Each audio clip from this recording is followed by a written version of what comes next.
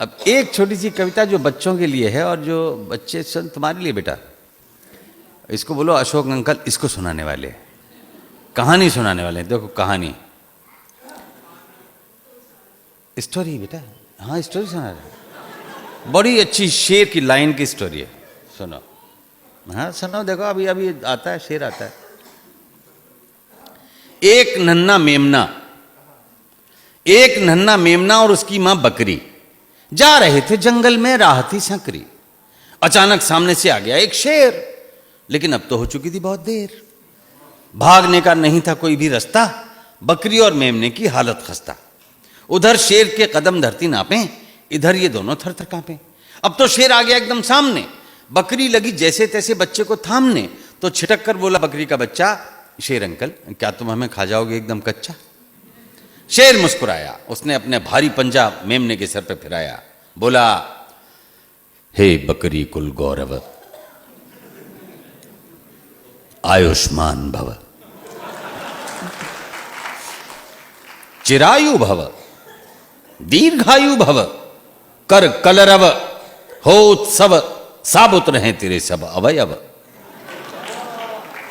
आशीष देता ये पशु पुंगव शेर कि अब नहीं होगा कोई अंधेर। उछलो कूदो नाचो और जियो हंसते हंसते, अच्छा बकरी मैया नमस्ते। इतना कहकर शेर कर गया प्रस्थान। बकरी हैरान, बोली बेटा ताज्जुब है, भला ये शेर किसी पर रहम खाने वाला है? लगता है जंगल में चुनाव आने वाला है, लगता है जंगल में चुनाव आने वाला है,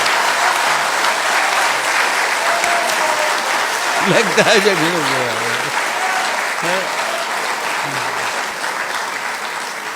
तो ये तो बात बन गई। अब बच्चे को दूसरी कहानी भी सुना दूं, उसको भी अच्छी लगी। यही मोहब्बत बनाए रखिएगा। हाँ, पानी से निकलकर मगरमच्छ किनारे पर आया, इशारे से उसने बंदर को बुलाया। बंदर बोला खो खो, क्यों क्यों, तुम्हारी नजर में तो मेरा कलेजा है। बोला ना ना ना ना ना ना भैया, तुम्हारी भाभी ने खास तुम्हारे लिए सिंघाड़े का अचार भेजा है। बंदर सोचे क्या गड़बड़ झाला है, लगता है जंगल में चुनाव आने वाला है, लेकिन प्रकट में बोला अचार, वो भी सिंघाड़े का, यानी नदी के कबाड़े का। बड़ी ही दयावान तुम्हारी मादा है, लगता है शेर के खिलाफ चुनाव लड़ने का इरादा है, लगता है शेर के खिलाफ चुनाव लड़ने का इरादा है। बोला कैसे जाना कैसे जाना? अब देखिए व्यंग्य देखिएगा, कैसे जाना कैसे जाना? बोला ऐसे जाना कि आजकल भ्रष्टाचार की नदी में नहाने के बाद जिसकी भी छवि स्वच्छ है, हाँ, वही तो मगरमच्छ है।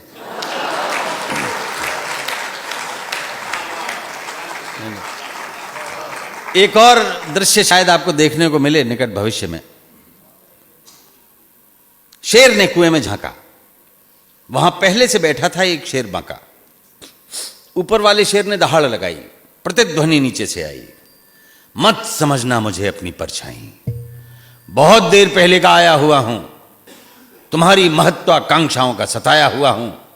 बाहर निकलूंगा, दहाड़ूंगा और ऐंठ जाऊंगा। हाँ 50 करोड़ दिलवा दोगे तो फिर से पानी में बैठ जाऊंगा।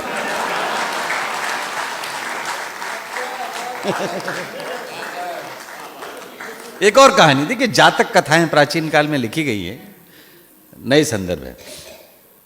एक रोटी का बंटवारा कराने के लिए आई दो बिल्ली, समझिए एक पश्चिम बंगाल की एक तमिलनाडु की, समझने में क्या जाता है। एक रोटी का बंटवारा कराने के लिए आई दो बिल्ली, बंदर ने बिल्कुल नहीं उड़ाई उनकी खिल्ली, बड़ी गंभीरता से अपना झोला खोला और ठीक वैसी ही एक रोटी निकालते हुए बोला किस बात की लड़ाई है, है? किस बात की लड़ाई है? दोनों एक एक साबुत रोटी खाओ ना, ऊपर से मलाई है। बिल्लियां हैरान, दोनों के खड़े हो गए चारों कान। सोचे ये क्या गड़बड़ झाला है, लगता है जंगल में चुनाव आने वाला है, लगता है जंगल में चुनाव आने वाला है। पास में बैठा हुआ दूसरा बंदर बोला देखिए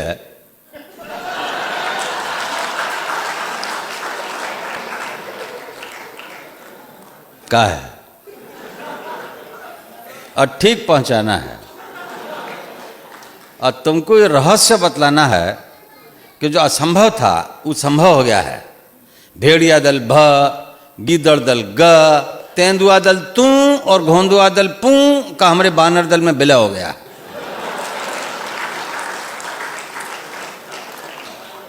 इस जंगल का राजनीति में, जंगल का पॉलिटिक्स में जितना भी लोग अनाथ है, वो कठोर हो या मुलायम, सब हमारे साथ है। इस जंगल से आतंकवाद को मिटाना है और जैसे भी हो जाइंट मोर्चा को जिताना है। तुम हमारा पड़ोसी हो और असल बात ई कि शेर का मौसी हो। जितना वोट दिलवाओगी उतना चूहा पाओगी। जितना वोट दिलवाओगी तो तरह तरह के नारे और तरह तरह के वादे। अब यहां से मैं प्रतीकों में बात करना शुरू करता हूं और हर प्रतीक पर आपका आशीर्वाद चाहूंगा। तरह तरह के नारे और तरह तरह के वादे और नाखूनों में छिपे हुए खूंखार इरादे। चूहों से कहा गया चील नहीं होगी और चील से कहा गया चूहा सप्लाई में ढील नहीं होगी।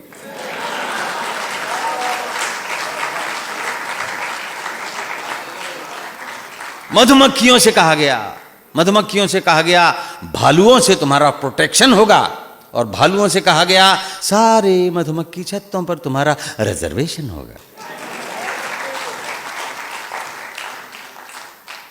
जंगल में हिरणों से कहा गया, हिरणों से कहा गया जंगल में अहर्निश सवेरा होगा और हम जैसे उल्लुओं से कहा गया अजी दिन में भी अंधेरा होगा। उधर झूमता हुआ उन्माद में शेर आया अपनी मांद में, बोला ओ पूरा जंगल घेरनी मेरी स्वीट हार्ट शेरनी, आई लव यू इलो इलो। शेरनी बोली आई लव यू टू इलो इलो, लेकिन आज कुछ लग रहे हो ढीलो ढीलो। बोला ढीलो ढीलो तो लाइक विस्की पी लो। शेरनी बोली विस्की तो जरूर पिलाऊंगी, उसमें बर्फ और सोडा भी मिलाऊंगी, पर मुझे भी तो कुछ दिला दो, एक ताज़ा मुलायम सा खरगोश खिला दो। तो सिंघनी के कान में हुआ तब फुसफुसाहट का सिंहनाद। कविता समापन की ओर है। सिंघनी के कान में हुआ तब फुसफुसाहट का सिंहनाद, खरगोश तो खिलाऊंगा डार्लिंग पर चुनावों के बाद। खरगोश तो खिलाऊंगा डार्लिंग।